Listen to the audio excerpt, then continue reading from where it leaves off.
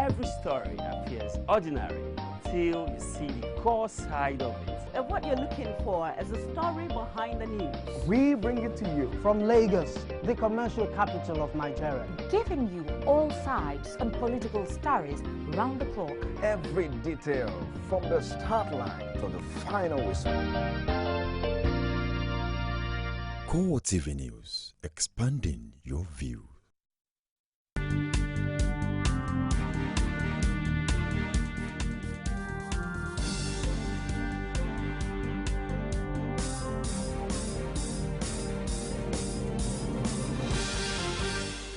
Hello, thank you for joining us on CoreTV Primetime News. Hi, I'm Frank Homalape. Our top stories tonight. President Muhammadu Buhari has sworn in the Secretary to the Government of the Federation, Babachir Lawal, and others amidst reactions. And the federal government is set to formally arraign former National Security Advisor Samba Dasuki on Tuesday before a federal high court in Abuja over alleged illegal possession of firearms. The People's Democratic Party has already described as the unprecedented achievements it recorded in its 16 years rule at the national level. And outside Nigeria, the National Guard member has killed and over 100 injured in violent protests outside Ukraine's parliament. Thank you for joining us tonight. We'll begin with the swearing-in of the Secretary to the Government of the Federation, Babachir Lawal, also sworn in at a brief event at the Presidential Villa.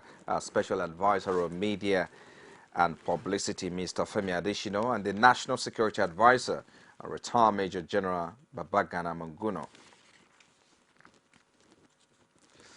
Meanwhile, the National Chairman of the All Progressive Congress, John Odigi Oyego, insists that Nigerians have no cause to fret over the appointment so far announced by President Muhammadu Buhari.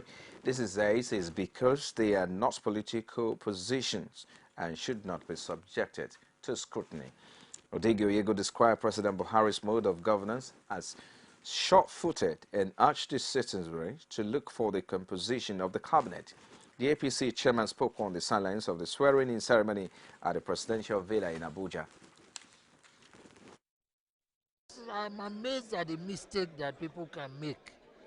You do not, with every set of appointments, balance. But the whole picture, the total picture, there must be a balance. And every part of the country must feel a sense of participation. These are early stages, very early stages yet. And these are critical appointments. And critical appointments should not be subjected to. The man, the president, our president, will work for these people who are close personally to him, with those he also trusts personally. But when the time comes for the more political appointment, of course, every part of this country will have that sense of belonging. He's not carrying the party along in what he's doing. Is that true? Nobody has said that. I don't know who said that. But these more personal appointments are his prerogative, are his privilege. He asks for advice, we give it. But when the political one comes, then the party becomes very evident. In the meantime, the People's Democratic Party has already described as the unprecedented achievements it recorded in its 16 years rule at the national level. PDP spokesman Olisametu gave the self-assessment at a news conference on the 17th anniversary of the party in Abuja.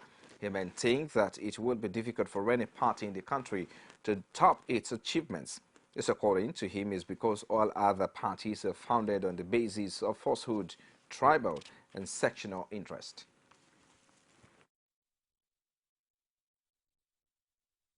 The vision of our founding fathers and how far we have gone in 17 years of existence. What have we done? What have we offered to the Nigerian people?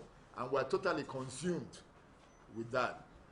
We will not, for the purpose of this press conference, or question and answers, concern ourselves with any other political party that might be in existence in this country, or any other issue, except the issues that have to do with our beating our chest that in 17 years we were in power for 16 years. In 17 years, we touched the lives of the people. In 17 years, we ruled this country for 16 years. In 17 years, PDP has come to stay. The longest the longest political party in the history of the nation. And now the federal government is to formally arraign former National Security Advisor Sambo Dasuki on Tuesday before a federal high court in Abuja. Justice Adeni Ademola is to preside over the prosecution of the retired colonel, who will be standing trial for illegal possession of firearms. This followed the discovery of 7 high-caliber rifles, including magazines and military jets, during a search by security operatives on Dasuki's homes in Abuja and Sokoto. The Department of State Service later explained in its statement that the operations, which were based on some credible information, led to the recovery of a large cache of arms and ammunition. The SS consequently charged Dasuki to court, but has now handed the case file to the Office of the Attorney General of the Federation.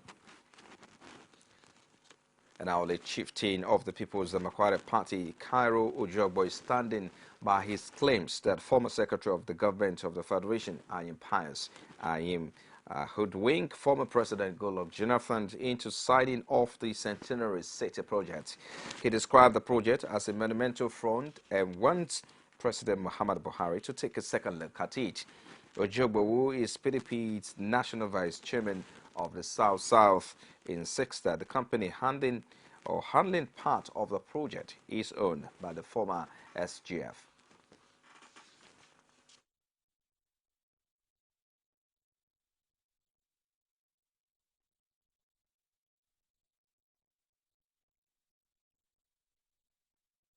The Centenary City project is government, it is funded through corruption.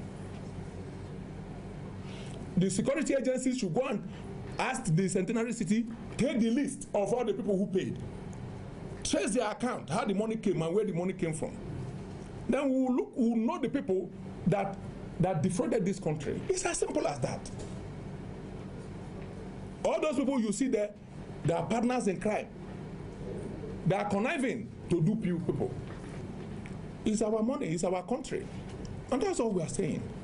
For heaven's sake, we are not hunting anybody, we are speaking the truth. And that is it. Look at, if you read this report, it will tell you the certificate of registration of corporation is missing from the file. And now the defense authorities have confirmed that a committee is already investigating the cause of Saturday's crash of an Air Force aircraft in Kaduna State. Chief of Defense Staff Gabriel Olonishaku reaffirmed this during a visit to the scene of the crash alongside the Permanent Secretary in the Ministry of Defense, Samaila Aliyu. He also commiserated with the families of the Air Force personnel who died in the ill-fated Abuja-bound aircraft. And now the immediate past governor of Akwa Ibom State and Senate Minority Leader Godswill Akpabio has been admitted at the National Hospital in Abuja after being involved in a motor accident this morning. A siren blaring convey was reported to have crashed into other vehicles, injuring him, but the extent of the injury was not immediately disclosed by the doctors at the National Hospital, who claimed that it was right of his family to do so.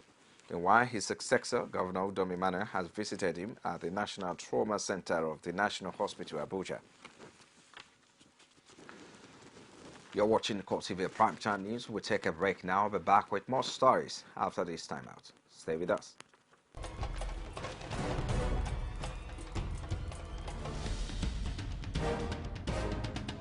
This is what the people are saying. You don't run a big economy with generator. They need to do more in terms of energy and power. Many things to do for this Nigeria about lights, water, and new TT. For Nigerians that are not gullible, we know that good laws have done nothing good for this country. Buhari won the election convincingly. Talk to your husband that you should keep promise about what you said, and because people are watching you, you know, another election is coming. Also, some people will stand for Yoruba land, will be strong man.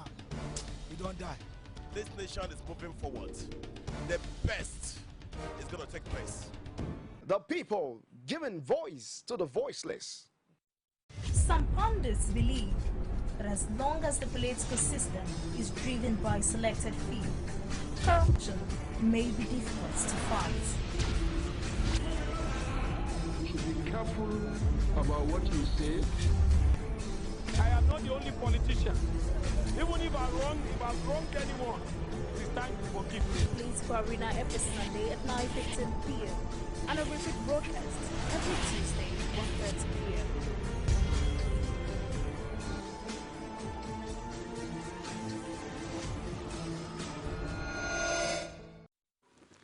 You're still watching CoreTV Primetime News. All our top stories can be found on our social media platforms, facebook.com/CoreTV News. You can also follow at CoreTV News. For live streaming, log on to youtube.com/CoreTV. Leave a space, the news. And now the coalition of civil society groups is demanding the establishment of a special tribunal to try electoral offenders and those who play key roles in fueling electoral violence during the 2015 general elections. The right activists also condemned the electoral violence that took place in Rivers and Akwa Ibom states that claims scores of lives. They said at a news conference in Abuja that Nigeria can only have credible elections when violence is reduced to the barest minimum. Now, the Court of Appeal has reversed judgment in 3 separate appeals filed by the People's Democratic Party and its governorship candidate, Nyesom Wike. Wike and PDP are asking the court to set aside the ruling of the State Governorship Election Petitions Tribunal, which held that it has power to sit in Abuja instead of Port Harcourt on security reasons. The appellate court reversed judgment after hearing counsels from both sides in the disputed April 11 governorship election in Rivers State. Also, the appellant wants the Court of Appeal to determine whether the tribunal was properly constituted by the President of the Court of Appeal, Justice Zainab Bokachua, at the hearing of the 3 appeals of Monday. The appellant's counsel, Emmanuel Okala, asked the court to rule in his favor. But defense counsel Akiolujimi opposed the application that the tribunal was right in sitting in Abuja for security reasons. A 3-man panel led by Justice Abubakar Yahaya adjourned till further notice after hearing both parties. Away from there now, my drama ensued on Monday at the Ekiti State Civil Service Secretariat as the state governor Ayodele Fauci embarked on fiscal confrontation with late comers to work. This development, however, has generated reactions from the affected public. While some sections accused the governor of ordering the workers to kneel down, the workers were said to have prostrated, begging in evading disciplinary action set up by Governor Ayodele Fauci. Our correspondent Rashid has the rest of the story. For whatever this may be tagged, over 30 civil servants who had their offices at the State Secretariat in Ado-Ekiti are now at risk of losing their jobs. No thanks to the unscheduled early morning arrest and confrontation of latecomers exercise led by the Governor Ayodele Fauci, storming the Ministry of Agriculture and Justice before 8 o'clock. The highs and lows in the civil service were not spared. While some made their way through the bush to evade arrest, some tendered their new case, while over 30 others were not so lucky. You are on your way out of service. I can assure you. On your way out of service.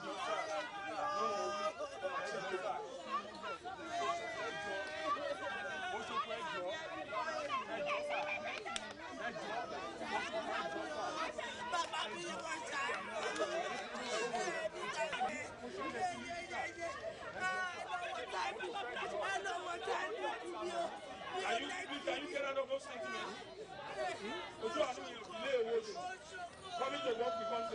The state governor vows to institute disciplinary process against the errand workers. When we get paid, we must do the work. Coming to work 8:30, 9 o'clock, I have complained repeatedly and I will not take it anymore. So these names will be given to me. Can you please keep quiet? Be given to me. Disciplinary measures will be set up, and they will face disciplinary committee about it. With wide reactions being generated by the posture of the civil servants, workers' union leadership says all will be done to mitigate the punishment. Punctuality, they say, is the soul of business. We're still going to talk to Mr. Governor. We're going to beg him. He's going to look at it compassionately. While the governor resolves to intensify his unscheduled visit, more dramatic events such as this is expected in weeks to come. Rashid, CoreTV News, Ado-Ekiti. I'm sure you've gotten another job already. Now, human rights activist led by Joe Udumake has called on the federal government to rename the National Human Rights Headquarters in honor of late Gani Fahimi in recognition of his contribution towards humanity and nation building. This was the resolve at the World Press Conference organized to commemorate the 6th memorial of late human rights lawyer Gani Fahimi. Our correspondent Abiola Luwale tells us more.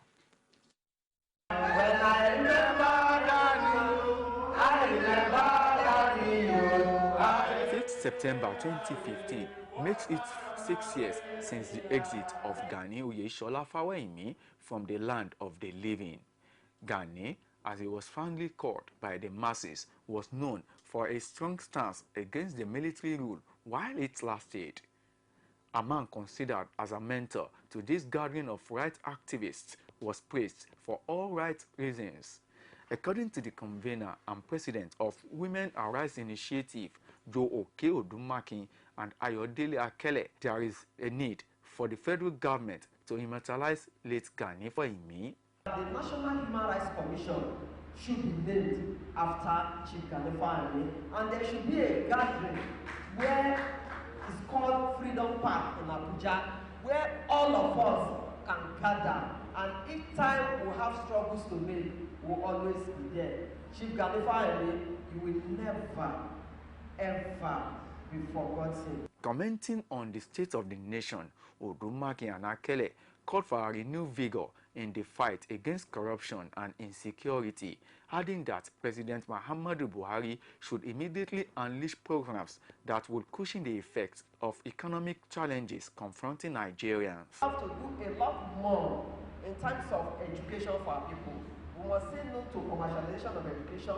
NCP is for abolition of poverty. We must ensure that more than 90% of our population that live below $2 per day, we must ensure that their life is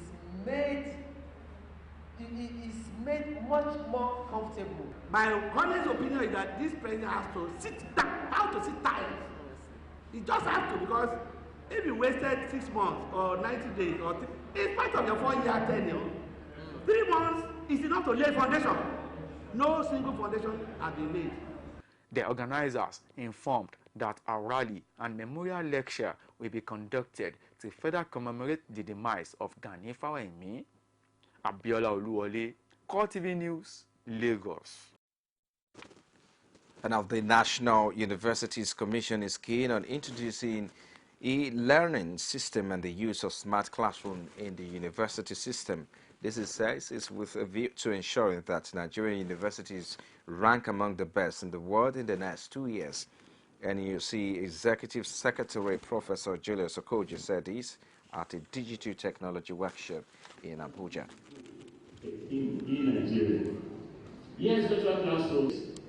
Those who are in Science Association of Nigeria will do work, and many teachers are also getting to keep ensuring that they are scalable. Even though you have higher objective is to ensure our universities provide the necessary manpower needed by the country to transform the economy, whilst also meeting the labor market demands for skills, especially within the specific areas where there are skill shortages. Our development outcomes and economic growth can only be altered by the quality and quantity of available manpower. Let us therefore cast more than a cursory glance at all that goes into training this manpower and ensure that we do all that is possible to aid teaching, learning, and research using the plethora of available technologies. We do that. We go through that. And we also, during interviews, ask his councils to select those who are computer compliant. So once you have a good leadership, when I was a vice chancellor, I bought computer on every. I bought a visa. We had no bandwidth provision, etc. We had a VSAT, and everybody was computer literate. We had an e-library, even those in 1996. So it depends on the leadership. So we ensure that when we choose good governance structure, it will come to play. And now Nigeria's health authorities are convinced that the country will attain a polio-free status in 2017. They say this after President Muhammad Buhari held a separate meetings with governors of polio-vulnerable states and members of the high-level advocacy group at the presidential villa Abuja.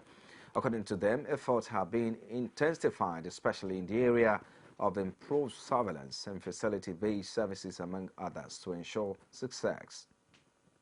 There is no polio in our country, but then we will still need to monitor that throughout a period of 2 years. And that is why we need to intensify routine immunization, ensuring that there is no leakage, no gap until 2017, when we shall be certified a polio-free country, having arrested the transmission for upward of 1 year plus now.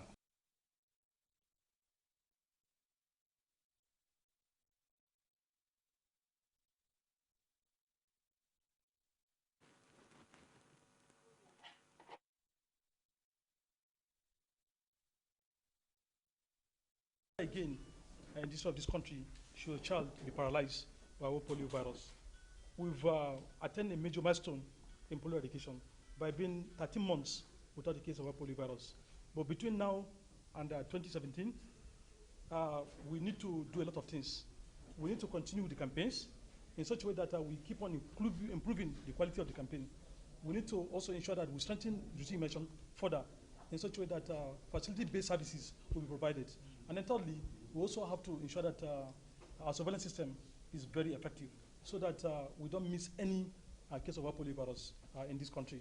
But in addition, it's also important, just as Mr. President has directed, that the Federal Ministry of Health, the National Primary Care Agency, and partners should continue to work as a team in such a way that no case should be reported in Nigeria through ensuring that we have quality campaign. And that teamwork is what has taken us to where we are today. But between now and 2017, we are going to double our efforts so that no case will be reported now and beyond 2017. I think all the governors have given commitment for full implementation and support for polio and the other communicable diseases, especially those affecting children. And this commitment was given by all the governors to the president, and I can say to the nation that we'll make sure that we achieve 2017. Thereafter also we sustain the momentum to maintain Nigeria to be a polio-free country forever. And still on health matters, infertility over the years has been a source of major challenge to most marriages. To women, it is the inability to conceive as well as being unable to carry pregnancy to full term, while men who have low sperm count are considered to be infertile. Speaking on the solution to infertility, consultant, gynecologist, and obstetrician Abayomi Ajayi says the challenge can be tackled with fertilization outside the body, which has proven successful over the years. He also called on government to support the health sector in managing infertility and other health-related challenges. The commonest thing that we do is what we call IVF, or in vitro fertilization. What this means is that fertilization is the union of the egg and the sperm. It takes place outside the body. So that's why it's called in vitro fertilization, outside the body. But usually it's said to take place in a glass. That's why they were calling them test tube babies initially. So we bring the sperm and the egg together outside the body, and then we replace the embryo that is formed. Embryo is the union of the sperm and the egg. We now replace it back into the woman. And in about 25-30% to sometimes 40% of the cases, the woman gets pregnant from what we have done. And union workers at the Yaba Neuropsychiatric Hospital Lagos has been battling with many internal issues despite the suspended strike embarked upon. All pending issues bordering on welfare of patients and staff payment of salaries, deplorable state of facilities, all to no avail. Now it is the issue of the Chief Medical Director, whose upon tenure aspiration has remained adamant in resigning. Our correspondent, Emmanuel Ajay, has more. The lingering crisis affecting the Yaba New Psychiatric Hospital has been raising many questions, begging for answers, from the issue of welfare of patients and staff, payment of salaries and promotional arrears. Deplorable state of the hospital facilities shows the hospital requires urgent attention. What to talk about hospital infrastructure has decayed totally. One of the beds used here by patients at the Neuropsychiatric Hospital, Yaba, Lagos, and you can see how deplorable things are in this place. This has brought to question in the elongation of the tenure of the Chief Medical Director, Rahman Abolore Lawal, who clocked 60 on the 3rd of January 2015 and ends its tenure of 4 years on the 21st of August 2015. Reacting to this, the Chairman National Union of Allied Health Practitioners, A.K. Uzondo, has kicked against this development. The management, under the leadership of Dr. R.A. Lawal, had not met the aspiration of the staffs and even the patients. And as such, his leadership for the past 4 years, when they scored it, it falls below the pass mark. Therefore, they are saying, in as much as he has finished his tenure, there should not be any act of tenure elongation of any type for him. He should exit the system.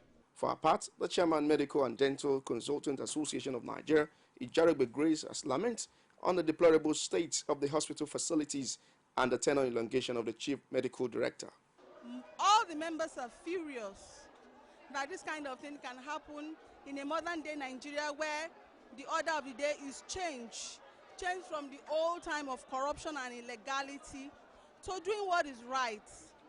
Change from shifting the goalposts to everybody aligning to the law. Now, the outgone medical director, Dr. R.A. Lawal, clocked 60 years in January 3rd.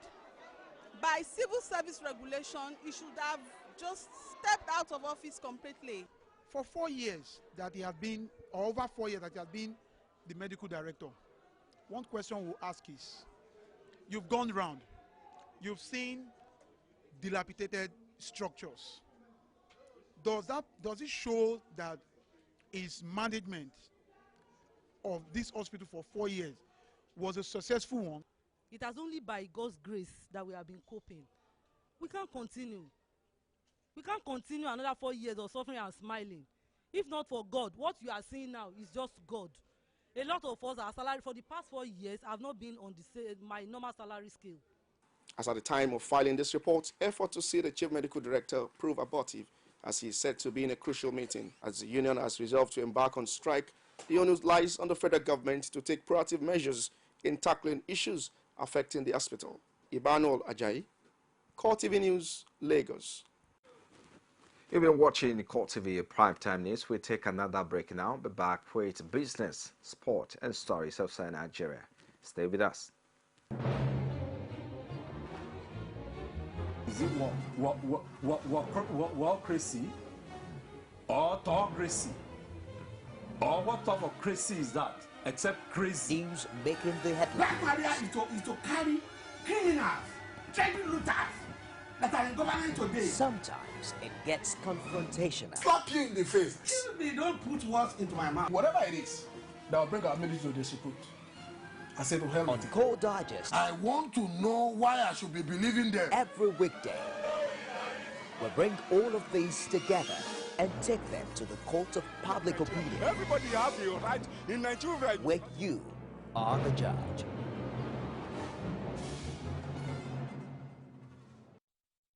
You can now watch CoreTV News live from anywhere in the world on our website, www.coretvnews.com.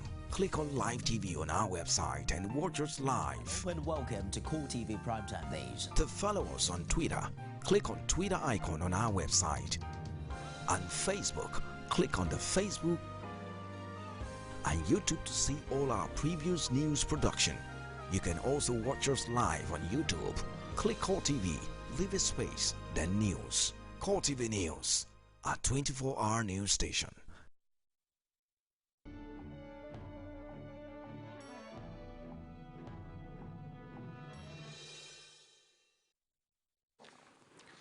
And our Vice President Yemi Osinbajo is to leave Abuja later on Monday to represent President Muhammadu Buhari at the swearing-in of Nigeria's immediate past Agriculture Minister Akinwumi Adesina as President of the African Development Bank, AFDB. The inauguration is to take place on Tuesday, September 1st in Abidjan, Cote d'Ivoire. Spokesman for the Vice President Laolu Akonde said in a statement that Osinbajo will speak at the event. He is also due to return to Abuja later on Tuesday. And now the Consumer Protection Council, CPC, has summoned electricity distribution companies, otherwise known as ZISCOs, across the country over allegations of exploitative billings and other violations of consumer rights. The agency has fixed a September 7 date for public hearing on the allegations, including non-provisions of meters after payment. CPC said in a statement that any attempt by the DISCOs to disregard the summon will amount to a violation of Section 18 of the CPC Act. It also maintained that decisions reached after the investigative hearing will be binding on affected parties. And now let's get to some sports stories now.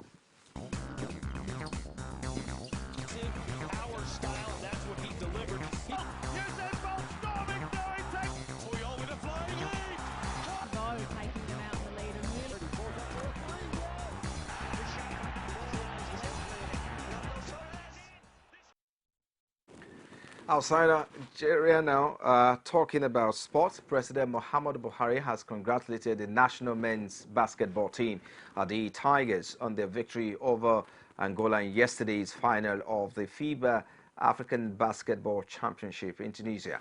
President Buhari has joined other sport-loving Nigerians in applauding the Tigers, accelerating 74-65 victory over the Angolan opponents, which also secured Nigeria's qualification for the men's basketball event at the next year's Olympic Games in Rio de Janeiro.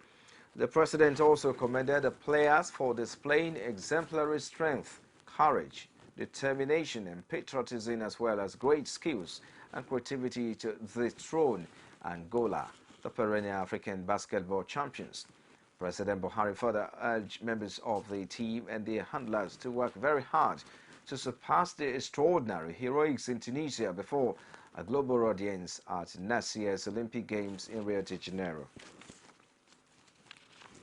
Meanwhile, Senate President Bukola Saraki has congratulated Nigeria's senior basketball team, the Tigers, for emerging African champions for the first time in the history of the continental tournament.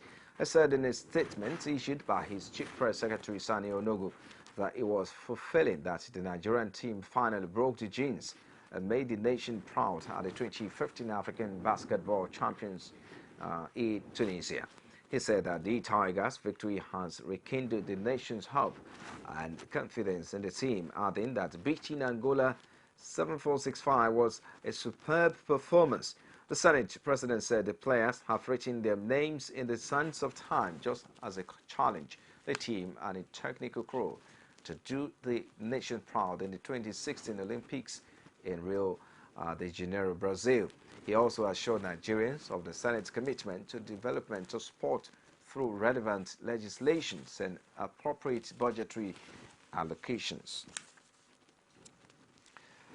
Nigeria's 573-man contingent to the 11th All-African Games in Brazzaville, Congo, departed Nigeria from the Nnamdi Azikiwe International Airport. At the airport to see the contingent off was the Director General National Sports Commission, Malam Al-Hassan Saleh Yakmut. The contingent consisted of sportsmen and women in 21 sports, as well as technical and administrative officials, including football players of the senior women national team, Super Falcons, and the under-23 national team. The Super Falcons will play host team Congo-Brazzaville, Tanzania, and Cote d'Ivoire in Group A, while the under-23 boys will take on Ghana, Senegal in the men's Group B that has been depleted by the withdrawal of Egypt.